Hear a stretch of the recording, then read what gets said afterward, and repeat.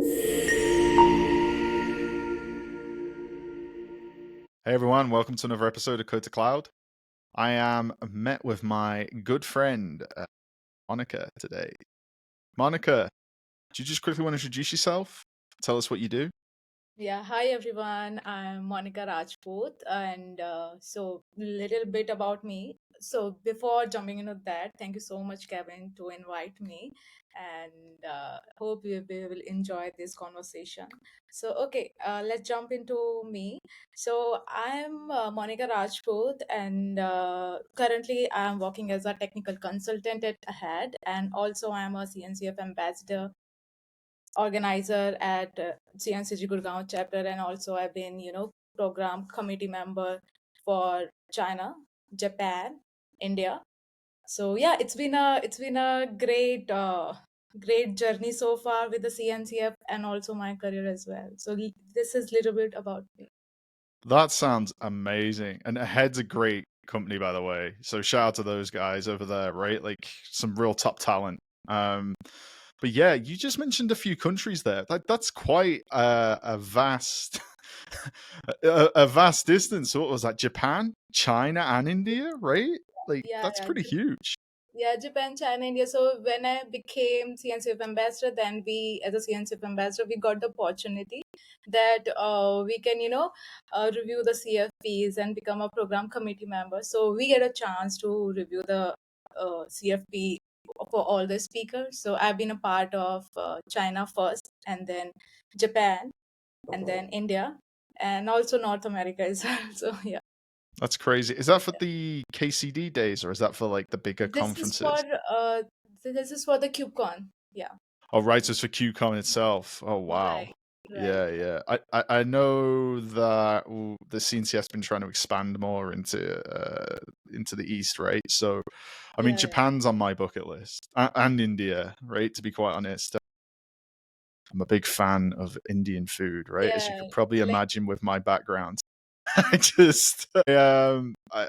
definitely on my bucket list to visit. same. Like Japan is also was in my bucket list, but it was like I had all the tickets and everything, but it was not able. Like I was not able to go there because of some CFPs and all stuff. But maybe next time. There's always a next time, right? There's always a Yeah, next time. yeah. So let's uh, that sounds amazing, by the way. But let's talk about your career background, like where it started. When did you get the tech bug? When did you like first think, do you know what? This technology stuff, like I really like this. When did it all start for you? Yeah, so first of all, my journey is little bit different because in my family, my grandpa is engineer. So I'm like, Okay. okay, I don't want to be an engineer. I don't know what I want to be, but definitely I don't want to be an engineer. So then somehow I got into an engineering college, right? And then I was like so much confused. Okay, what should I do? Okay, now I got into this engineering college and I'm pursuing right now BTech. But now what's next? Because I was not so much interested, because I'm not a techie person. I'm not uh fascinated towards the laptop or phones or the technology or the games, right? So I'm like, okay, I don't want to be the part of this. But somehow I got into this engineering thing. But one special thing about me, okay, if I am into something, then I have to give my 100% to that thing, right? So I was like, okay, let's give it a chance first. Then I'm like in my first year and second year. So my college is not very big college. I'm like, okay, we have to get the job by ourselves, right? That was very clear from the day one. So so yeah, like in just 1 year I have explored every tech stack. Like I have explored security. Okay, I did some hacking as well, like hacking the Instagram by phishing. So these stuff I have tried. Like I have built some web apps, app development as well. So I have tried that, but I didn't get any that kick. Okay, I wanted to continue that path. So I have explored this in 1 to 2 years. Then I'm like, okay, now that's it. okay, that's good that I have explored this thing, but I was not able to, connect to that technology that much. So in India, the life changed when I have, attended one of the meetup that is organized by, I think that meetup is, related to the Linux Foundation that time, right? Right, right, Yeah. okay. Yeah, so there I got some people. They were, preparing for the data science and ML engineering. So they were, talking about, okay, there's something in the market, AI and data science and something like that. And in 2019, AI, data science, and ML, these are the buzzwords. I'm like, okay. And people are like, okay, this is something, very difficult to crack. I'm like, okay, let's do that. So yeah, that's how I jump into the data science. So I was not aware, like, that time the YouTube videos are also not available that much as compared to nowadays, right? So we have pursue one course by Andrew Ng, the founder of deep learning. So we have done that course half, I think. Yeah, I have done that course like half, just finished the half of that course. And then I got an internship from the US based company. And it was like and it was paid that time, and I was so happy. And we in that company, so the company name is Kritrim.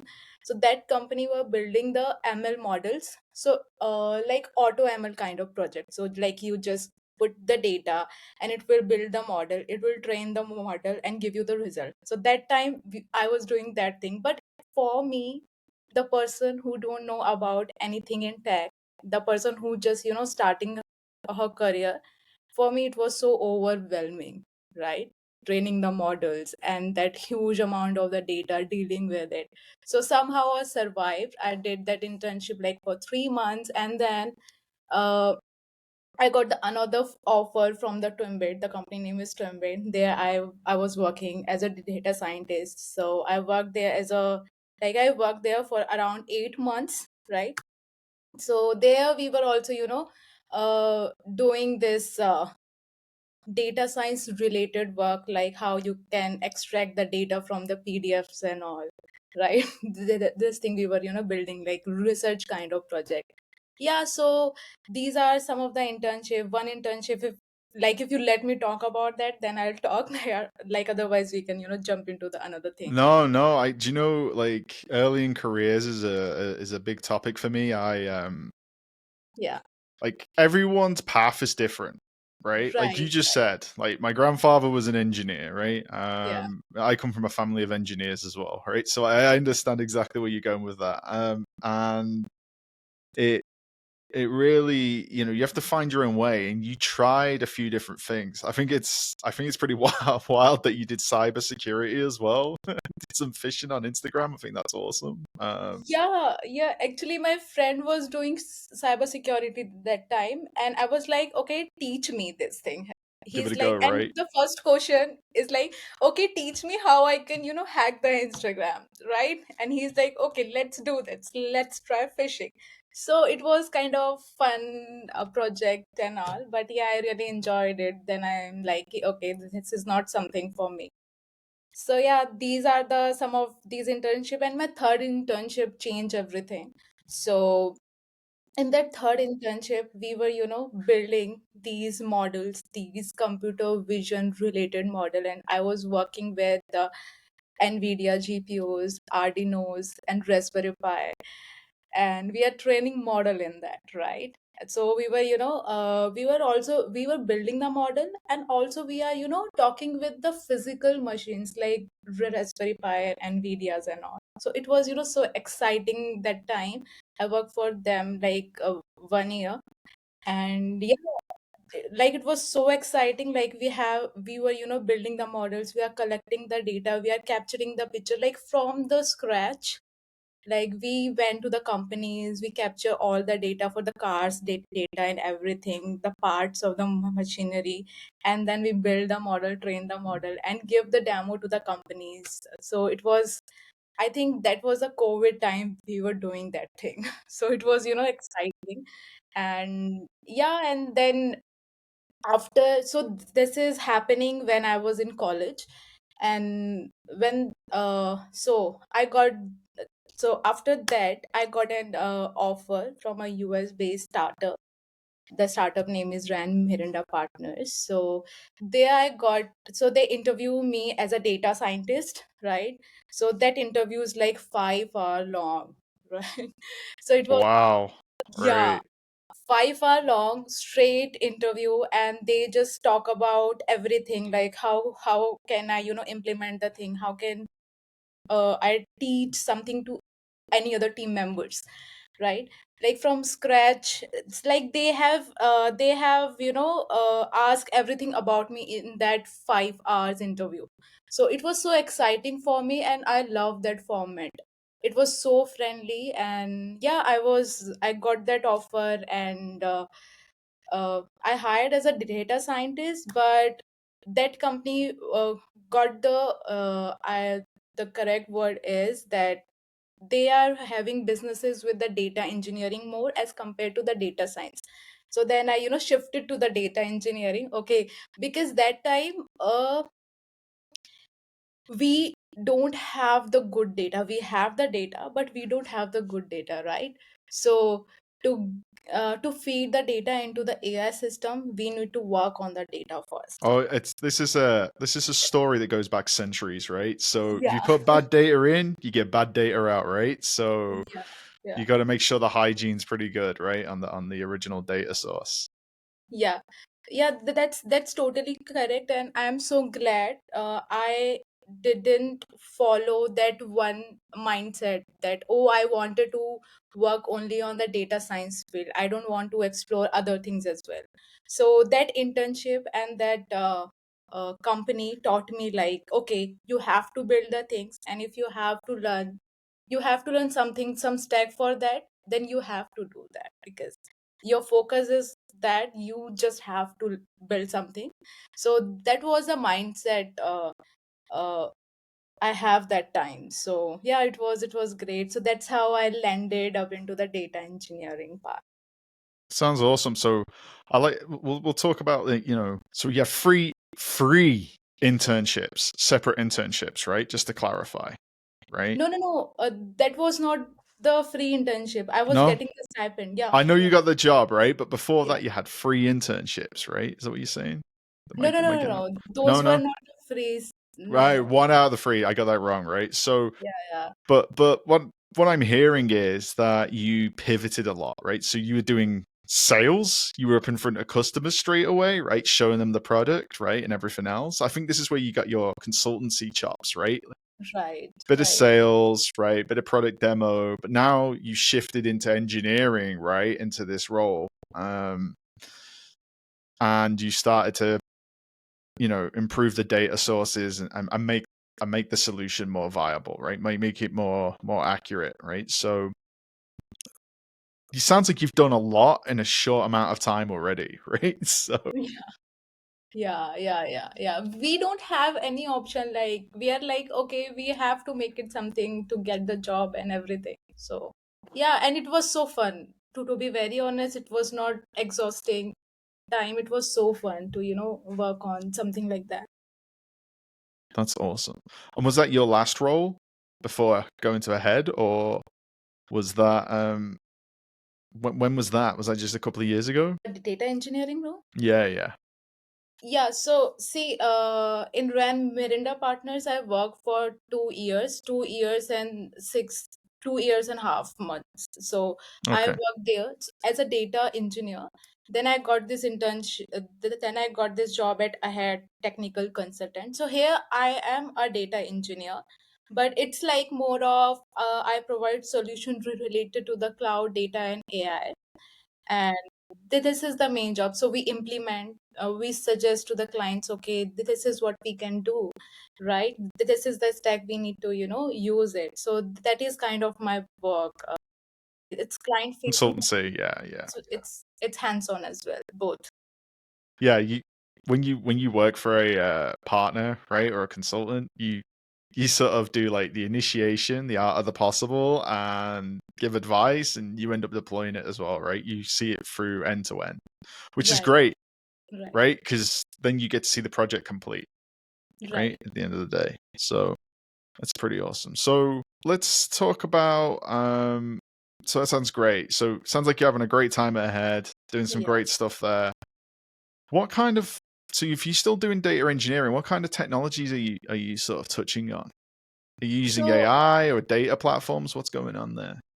yeah, so right now I'm using in the data engineering field because I'm the kind of person who is working on some personal projects as well. But in my job, basically, so we use mostly we use Snowflake, we use DBT, we Okay. use Airflow. So these are the things, and also we used all three clouds. So I have the experience of working for all three clouds. So it's about the clients.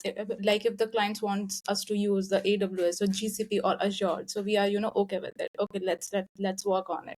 So these are some of the stacks, and basically more of for me, it's depends on the clients as well. So for 6 months I'm working for one client, for 6 months or for some other time period I'm working for other clients. So every client has their own requirement. So our stack keep changing. So right now I'm working with a client, and he's like, okay, Monica, you have the data engineering skills, right? But we also get to know that you have this data science related skills as well.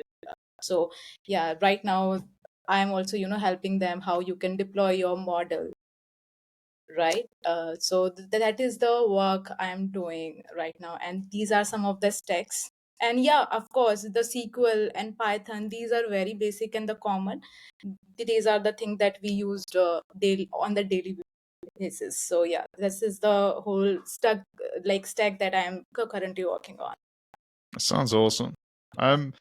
So what are you I'm always intrigued because when I hear AI, right, Yeah.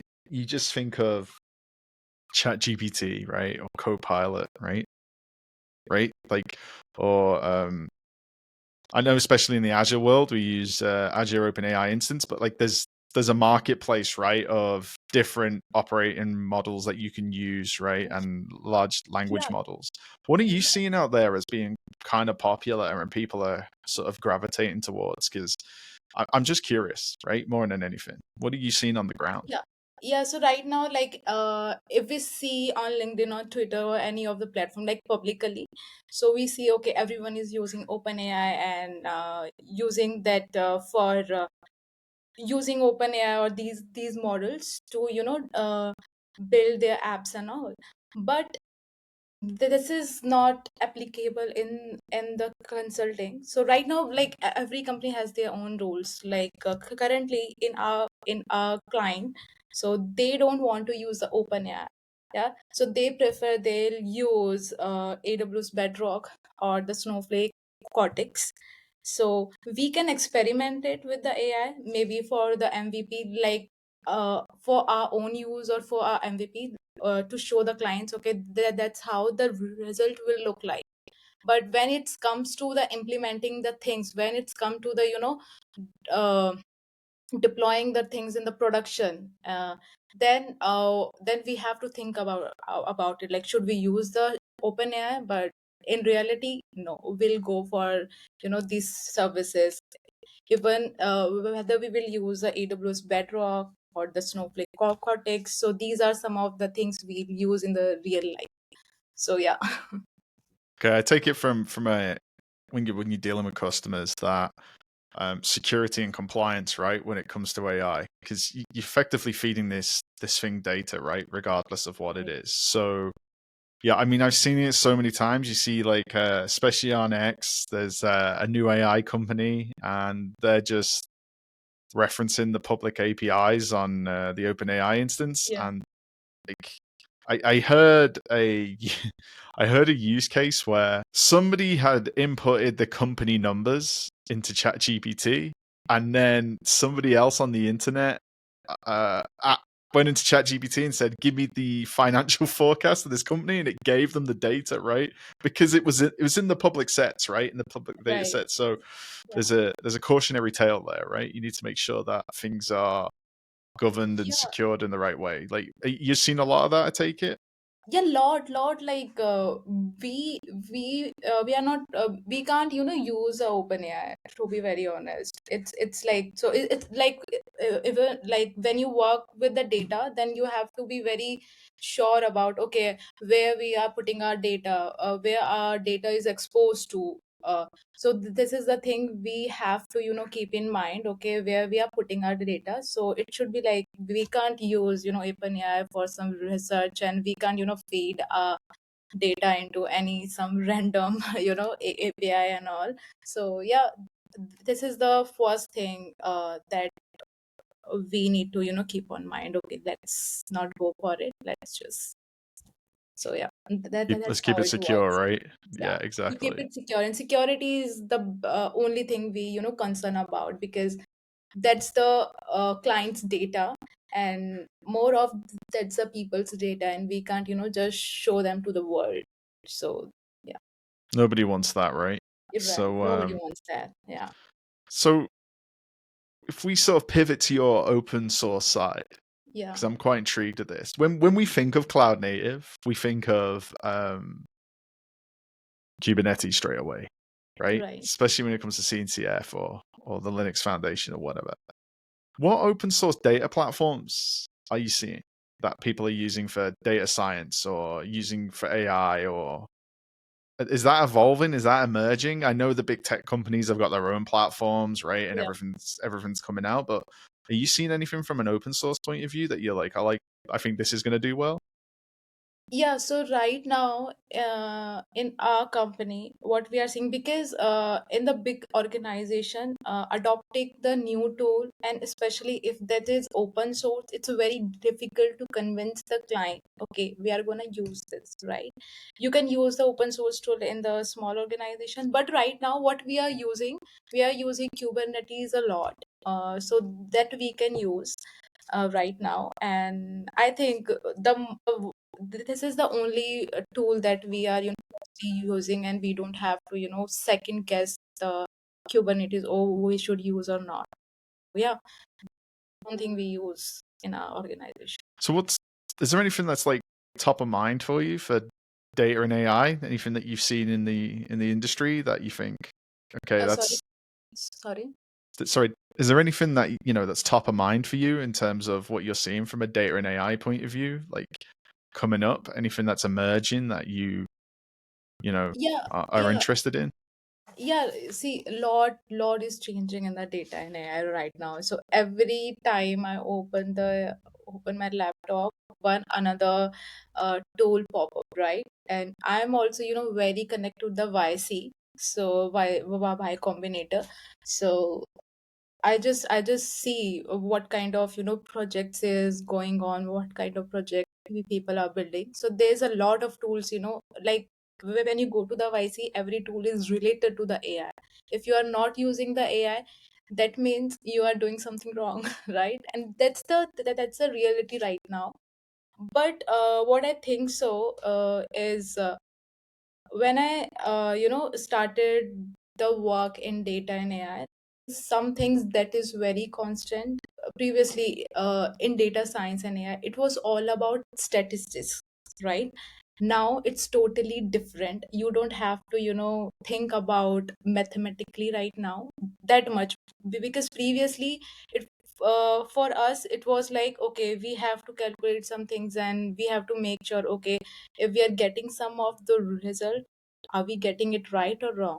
So it was based on more mathematically, but right now it's all about LLMs, rags, and all of that. But I know there's a lot of tools right now in the data and AI. If I say, like you were also mentioning, what kind of stack we used in the data engineering all. So right now, like Snowflake, DBT for the transformation, and also I think Pinecone and Viviate for the Yeah, LLMs. And Pinecone, right? That was getting a lot of noise last year, yeah, right? yeah, Pinecone. So every time, because in our time TensorFlow was on the peak. Okay, we have to learn the TensorFlow, we have to learn the scikit-learn. So these are, so every year there are some tools that is buzz in the industry, but what I think personally, whenever the problem comes, like the client problem or anything that client require, you should have that understanding that okay, what's the problem and how can I resolve that, and how can ask the right question with the data. That's the very important skills people can learn, because right now we have cursor, right? Yeah, yeah, yeah. I do know it. Yeah. And it's very fantastic. I was working with one of the YC founder, and he built an entire app in just a day, not in a day, in just a night. Yeah. And he was like, okay, I have built this app in 6 to 7 hours, and it was so easy to build some app or anything related to that. But the main important thing, there are people who saying cursor is not working good for me. But the main thing is to uh, work on the cursor, you have to learn cursor first, right? You can't just Yeah. type it out, okay, I want that, and just build me that. You just have to really learn the cursor, how you can make the things out of it. So that's the thing. And another one I wanted to say, just skipped from my mind. Sorry, just skipped That's from my okay. mind. I was trying to say something. Yeah, you're stuck, I think. No, no, no. I'm still here, so it's okay. So yeah, so you were saying cursor, right? People were building apps. So I think you're trying to get at the use of AI, right? What I'm seeing from AI as well is like really good as a supportive tool, right? Yeah. But you still got to come up with the idea, and you've still got to know the fundamentals, right? Like Right, if you don't right, have that initial, seed of thinking, right? It's waiting for instructions at right, the end of the right. day, You're right. and you've got It's to waiting really for the steer it in the right way. instruction. Yeah, Yeah, it's waiting for the like instruction. And one more thing, if you think that okay, I have the AI and I can build something, but you don't have any idea what AI can do and what AI can't do, then there's a no way you can build something out of it, because it's very important to know what that technology can do for you. So that's the important skill that we all should know, what we I lo- can do with this AI, what we can do with this tool. It's okay, you don't have to be a data scientist, right, to build an AI app or LLM apps. You just have to know, okay, what I can build with that. So we are, I think, living in that era right now. that's wild. Yeah, I what are the capabilities of the AI service that you're using, right? Yeah. Okay.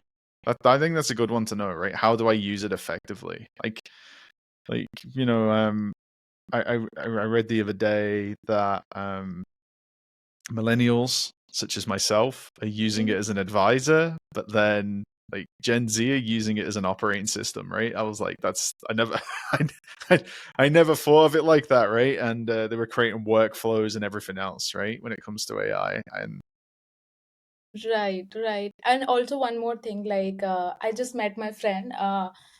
His name is Harjot. So he was like, okay, I'm trying to interview many people for the data science role, but I'm not getting any enough people because they don't know the basic, right? interesting. So that's the problem right now. When you don't know the basic of the things, how the little things work, then it's very difficult to build something big, because you are not able to imagine the whole thing.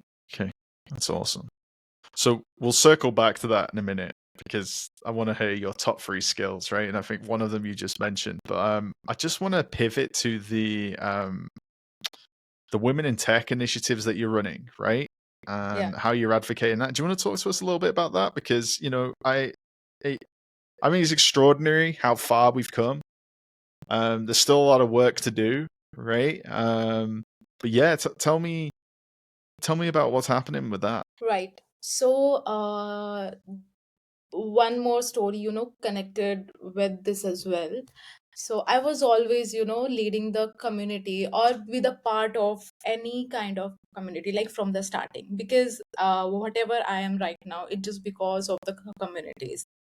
When it's Google or CNCF or any Linux foundation, so I'm because of them right now. So so when I lost my job from like Ran Herinda, so it was the recession time that time, and I don't have a job like for 4 months. And I remember actually. So 1 month I was not, applying for any another job, and I was in Himachal. I lived in monasteries and all. I took some Buddhism course at that time. So it was like there's a lot of questions that time. Okay, when I had the job, I knew what I was doing, but when you don't have a job, that one question that comes into your mind, who you are, even if you don't have any job, what's your identity, people knows you or not, right? And also I have this question like and I also felt that how it feels when you don't have any job, right? Oh So yeah, I've been there myself many times. Trust me, yeah, I know and exactly what you it's mean. yeah, and it's very tough, but because when you got your first job, then you think, okay, maybe that is the luck, right? But second job, when it's the time for the second job, you are, start doubting yourself, like, okay, am I, worth it? Because then your expectations get high. Okay, I need that amount of salary, I need that kind of position, I need that kind of stacks. Everything changed because you are not very uh what I can say, very I'm forgetting the word, but yeah. It's okay. Yeah. So yeah, so after that, then I got the job in ahead after like 4 months. Then I was like, okay, I want to, build something, or maybe, run some any kind of community. So I had this one idea that I wanted to, help people to get the job or not get the job, because that's not in my hand, right? What's in my hand, I can build one space where people can come and connect with the other people. That's what I wanted to build. So then nobody introduced me to the CNCF or any this community. One day I was just exploring this GitHub, or I was just checking what I have done, and like something like that, and just this form pop up that if somebody wants to lead CNCG Gurgaon chapter, then I have opened this community, and so far we have uh, conducted 12 plus events in person in just 1 year.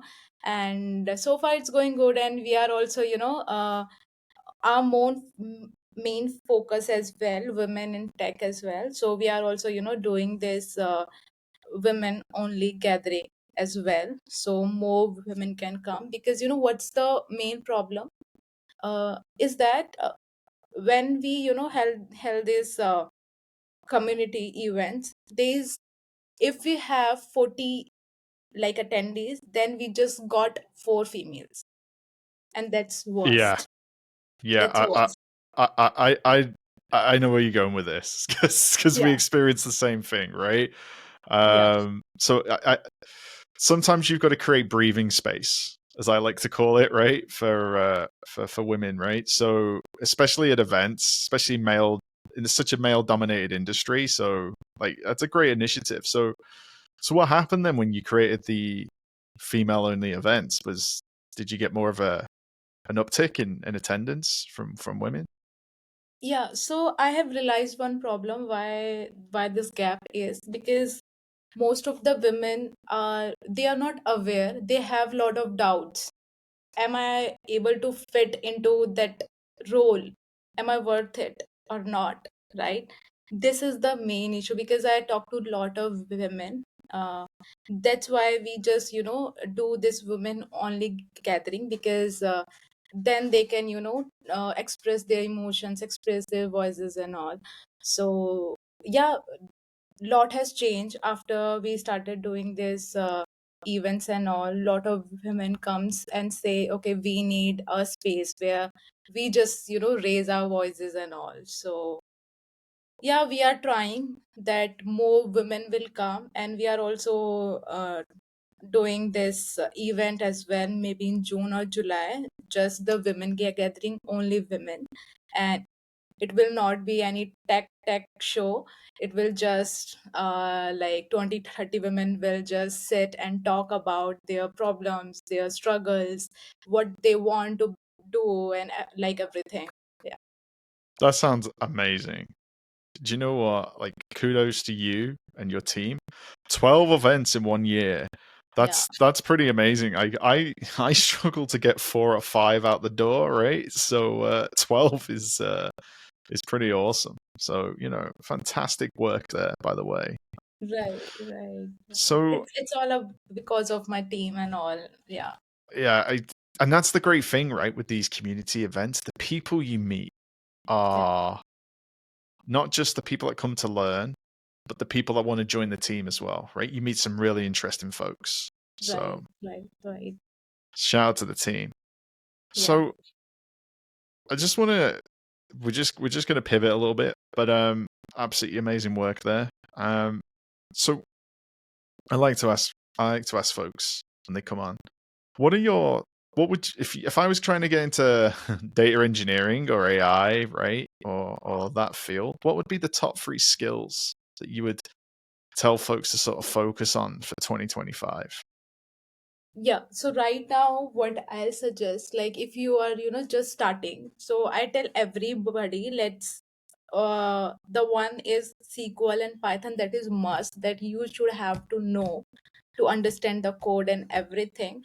And uh, just three, four models, your favorite models, just, like explore it. And if we talk about the 2025, then you should have the knowledge about the what kind of LLMs in the market, right? And how can I build the Gen AI app? That is must, because a lot of the YC funded startup want the skills that you should know how, just how to, create the LLM app, because it's not very difficult, but you should have an idea what kind of tools we want and what kind of data bases we can use to build that app and all. So these are the some of things that you should know, like the language SQL and Python, and then little bit about the LLMs, what is happening in the market that comes under that category. And if it's possible, then try to cover the basics and all, if it's possible. I know it's very boring, but yeah. We, you know, it's something that a lot of people have said when they come on the show. Doesn't matter which technical discipline they're in, right? It's the fundamentals, Yeah. and people are sort of skipping the steps, right, to try and get Right. to the fun stuff, right? But you really got to double down on the fundamentals, right? So Right. if I was looking at the fundamentals, where would I start? What would you suggest there? Right? Would it just be like my local developer setup, or would it be more like concentrate on doing a project in whatever? Like, what would you recommend around the fundamentals? Okay. So everybody has their own way to learn, right? And everybody has their own way to get into some of the field. Like for me, what it works is, if you want to be in that data engineering or data science or AI, what I do, I just create the projects, because as a like we are also hiring people. What we want, we just need two three things. Okay, you should have these knowledge about these languages, so SQL and Python, and what you have built project around it, right? The project is very important for us. And I also have created a lot of projects, because in every project we use DBs, the databases, right? And we use APIs, right? But if we'll go to the stacks, learn this one by one, then it is so difficult. But to build a project, you need APIs as well, you need the databases knowledge, right? You need cloud knowledge. Okay, let's deploy this into maybe in any free cloud service. In any of that, we don't care, you should have the knowledge of AWS or anything. You should have the idea, okay, how you can deploy any simple app. So these are the things how you can start with that. I think there's some really solid advice there. Yeah, I mean, creating some projects, putting them in GitHub, Right. if then you're going in for an interview, you can Yeah. demonstrate that you've actually built this, right? You can show the source code, right, and the configuration Yeah. code to get it Yeah. up and Thank you running. so much for mentioning the Git. That is very important. Like, Everyone forgets about Git, right? yeah. Because it's like you should know how to use Word. Yeah. You go for a job and they never ask you if you know how to use MS Word, right? They just expect you to be able to use Yeah. it. And it's the Yeah. same Use with it. Git, right? Like people just say, well, you've obviously got a GitHub, right? And Right. people Right. go, maybe A not lot of sometimes. people don't know how to use GitHub and GitLab. Really. Yeah. But it's And it's where it's necessary. It's important. it's definitely a core fundamental, right? Right. And that Right. doesn't matter which cloud you're using as well, right? Right. So Right. Right. that's pretty awesome. That's awesome. So we're just gonna wrap up the end of the show. Some amazing advice there, by the way. But I like to end the show with my parting quickfire round question, Yeah. Sure. which I ask all my guests, and we talked about this beforehand. I'm really interested in your this guy's such a nerd. Anyway, so what is your favorite operating system of all time? Yeah. So And I started with Linux Ubuntu. So I love it. wow, I okay. love it. Like, so I never used Windows. Like in my college, I never used Windows. So I just went to my seniors, and they just installed Linux, and then I wrote my first hello world in Linux Ubuntu. So Do you know what? That's a great start. Literally, like yeah, it's very hard for it was at the time for Windows folks to jump over to Linux, right? And yeah, Ubuntu's got a absolutely amazing operating system, right? yeah, yeah. Very user It's friendly. I it's look. kind of cool for us. Like that time, it was so cool. If you are using Ubuntu, Do you remember like the terminal, right? I know exactly what you mean, right? yeah, But yeah, I love the fact that you did your first Hello World in that as well. Like, yeah, see, right, that's a right, core memory, right? yeah, right, Again, yeah, the fundamentals. right. Literally, your seniors were really helping you out on that day, right? By Yeah, they are sticking Linux. amazing. They are amazing. They are, yeah, super amazing. That's awesome. So, where can folks find you on the socials if they want to get more Monica in their life, right, and learn more about what you're doing? Where's the best place to find you? I think the best place to find me is LinkedIn, right? I'm also active on Twitter, but you can get my reply fastly on LinkedIn. Yeah, Awesome. We'll include that in the show notes as well for this yeah, episode. Okay. Well, it was absolutely amazing having you on, Monica. I really enjoyed your backstory, what you're working on, right? How you've transitioned from a couple of different roles. I keep saying to folks, this is tech. It's fast and furious, right? So, right, yeah, and to everyone out there at the moment, especially in this time, like, you know, it's difficult when you are unemployed and you haven't got a job, but right. it will turn around. It will Yeah, turn it will around. pass and everything happens for a good. Really, really. Uh, for sure. So, yeah. Thank you very much, everyone. And we'll catch you on the next episode. So, goodbye for now.